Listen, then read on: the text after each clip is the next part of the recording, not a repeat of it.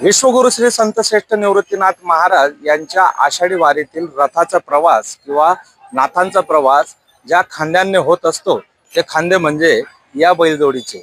एकाचं नाव आहे धिंगाण्या आणि एकाचं नाव आहे सिद्ध्या. खरं तर यांच्यातली काय नेमकी खासियत आहे, कशा पद्धतीने यांचा प्रवास जो असतो, काय नेमकं यांच्यातल्या खुब्या आहेत, आपल्यासोबत या बैलजोडीचे मालक आहेत, आपण त्यांच्याकडनं जाणून घेणार आहोत. खरं तर अशी बैलजोडी बघायला क्वचितच मिळते आणि त्यातही माऊलींचा नाथांचा प्रवास ज्या खांद्यांवरती होत असतो त्यांच्यात एक वेगळं विशिष्ट आणि एक वेगळं पण दिसून येत असतं. माऊली, काय सांगाल? खरं तर हा आषाढी वारीचा जो प्रवास आहे याच तुमच्या बैलजोडीच्या माध्यमातून नाथांचा प्रवास पंढरपूरला जात असतो. काय तुम्हाला कसं वाटतं? तुम्हाला याचा मान मिळतो? काय तुमच्या भावना? एकदम मजेत आहे. आम्हाला कुठल्याही गोष्टीचा त्रास झालेला नाही आणि रस्त्याने सुद्धा आम्हाला सर्व वारकरी मंडळीने सहकार्य केलं किंवा आम्ही जिथं मुक्कामी असेल तिथं त्या माणसांनी आम्हाला खूप प्रेमाचं सहकार्य केलं. बरं, आता हा जो रथ आहे आपला नाथांचा, हा किती किलोचा रथ आहे? हा साधारणतः 4.5 ते 5 टनाचा रथ आहे, बरं सगळं सामान धरून.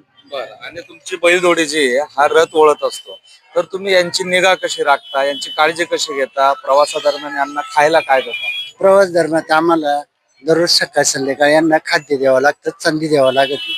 चंदी म्हणजे आम्ही शेंगदाणा पेंड आणि गव्हाचं पीठ म्हणून त्यांना एकत्रित करून घालतो. बरं, किती वर्षाचे झाल्या?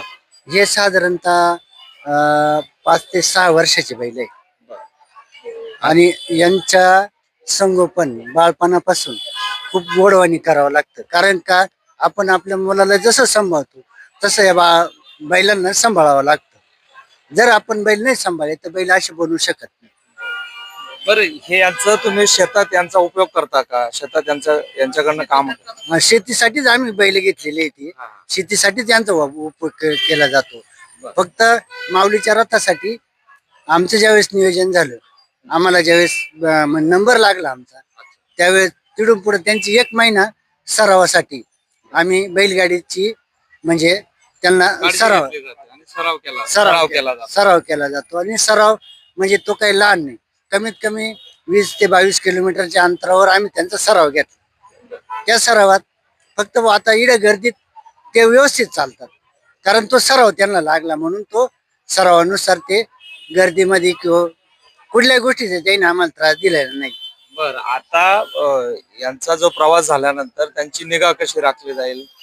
घरी गेल्यानंतर ज्यावेळेस रिटर्न होऊ आम्ही, त्यावेळेस त्यांना घरी गेल्यानंतर यांना दररोज 4 दिवस का होईना पण यांना गरम पाण्यानं यांचे पाय शेकावंच लागतात.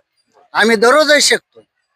काय कुठे थांबलो तर आम्ही त्या माऊलींकडून आम्ही 2 पातेले किंवा 1 बादली पाणी गरम त्यांच्या पायावर टाकतो, म्हणजे पायांच्या रागा मारतात. बरं, यांची आता खरं तर नेमकी कुठली जातीचे जातीवंत आहेत आणि मार्केटमध्ये यांची किंमत किती असेल? हे प्युअर खिलार जातीचे. काय आज यांची मार्केटमध्ये किंमत जर पाहिली तर कमीत कमी 3.5 ते 4 ते 5 लाखापर्यंत होऊ शकते.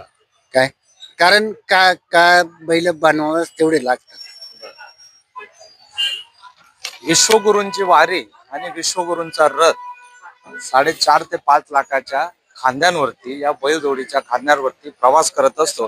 त्यामुळे या बैलजोडीची खऱ्या अर्थाने किंमत लावता येणार नाही. खरं तर हा प्रवासादरम्यान यांची काळजी घेतली जाते, यांच्या पायांना गरम पाण्याने शेक दिला जातो आणि त्यांना एक वेगळा आहार देखील दिला जातो, जेणेकरून नाथांची वारी हे सुखरूप पंढरीच्या दिशेने पोहोचेल. कॅमेरामन तुषार डेप्लस, कुशाल पाटील, जेऊर, करमाळा.